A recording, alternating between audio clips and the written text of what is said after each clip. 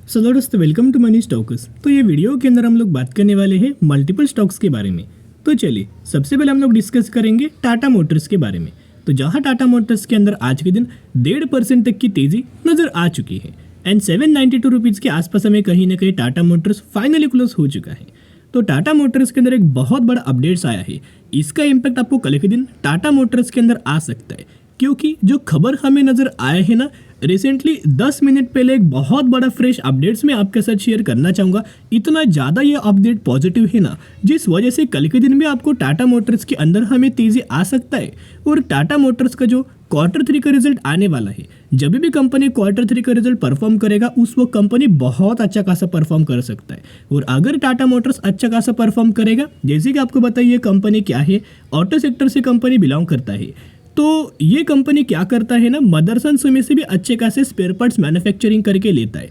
तो इसका बेनिफिट हमें मदरसन सुमी को भी बहुत अच्छा खासा हो सकता है। तो चलिए क्या खबर है एक एक करके कवर अप कर लेते हैं। इससे पहले पिछले एक महीने में टाटा मोटर्स के द्वारा ऑलमोस्ट हमें 12% तक की रैली नजर आ रही है, यानी कि 12% तक का रिटर्न शेयर होल्डर्स को कंपनी के द्वारा हमें प्रोवाइड किया गया है और साथ में ब्रोकरेज फर्म के द्वारा भी टारगेट दिया गया है। तो चलिए अभी हम आ चुके अपडेट्स के ऊपर। ये अपडेट्स अगर आप देखोगे तो डेट एंड टाइम नोट करना।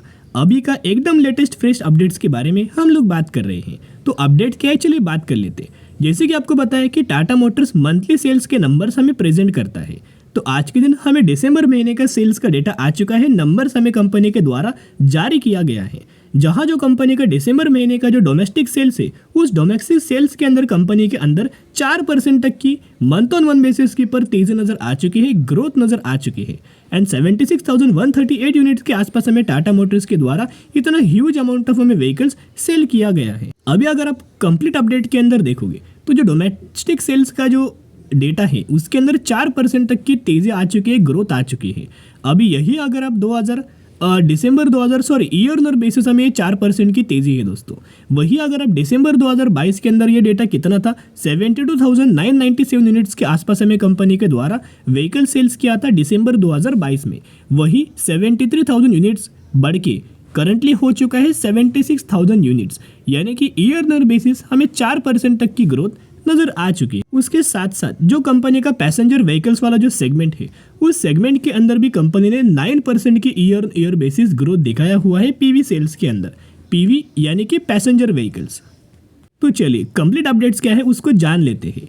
The Tata motor register sale 43,470 passenger vehicles in December 2023, और जो कि कंपनी का पिछले साल कितना था, 40,000 करोड़ के आसपास, 40,000 व्हीकल्स के आसपास कंपनी ने सेल किया था पैसेंजर व्हीकल्स यूनिट्स, जो कि बढ़ चुका है 40,000 से बढ़ के हो चुका है 43,000 करोड़।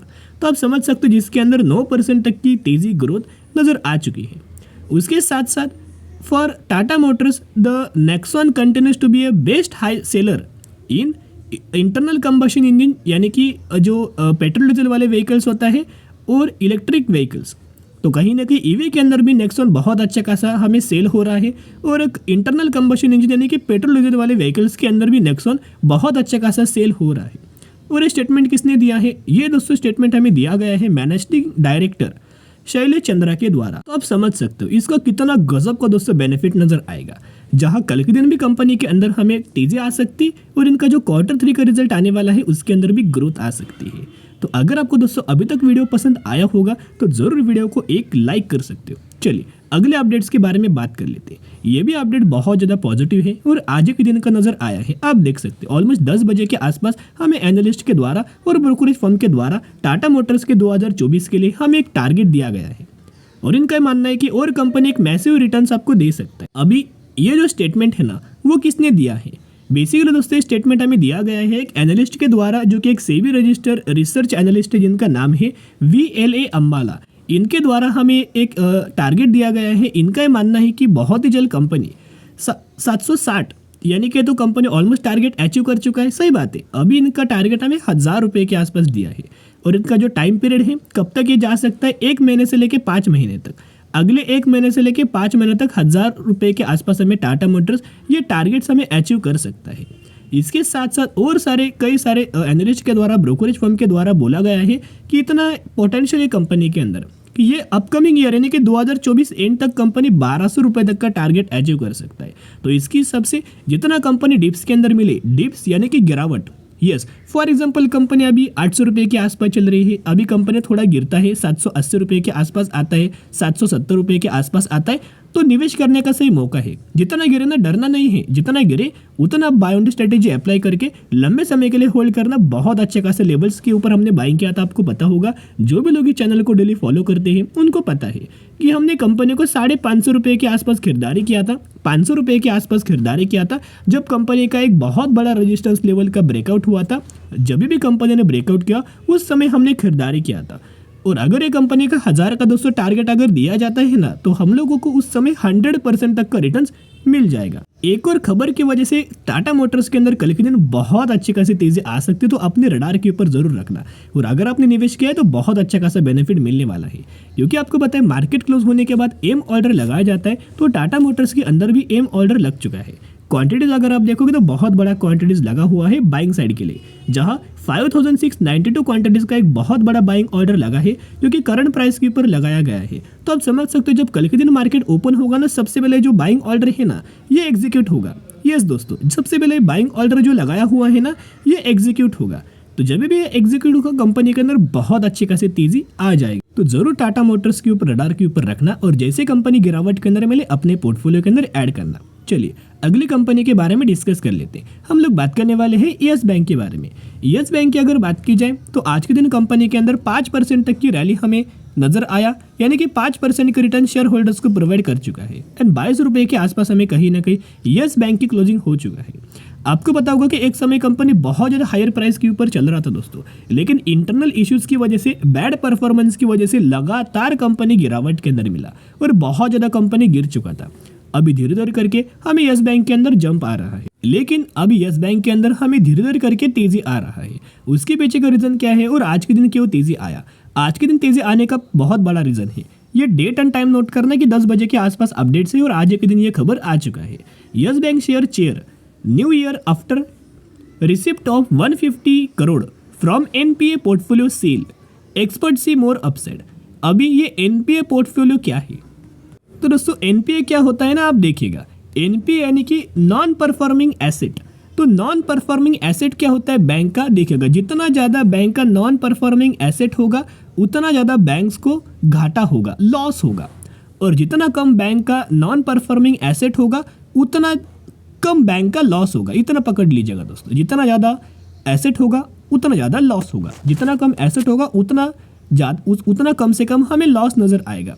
तो कहीं ना कहीं इससे पहले ऑलमोस्ट 3 से 4 महीने से एक खबर आ रहा है, पहले कंपनी ने एक बहुत बड़ा अच्छा खासा एग्रीमेंट साइन हुआ था।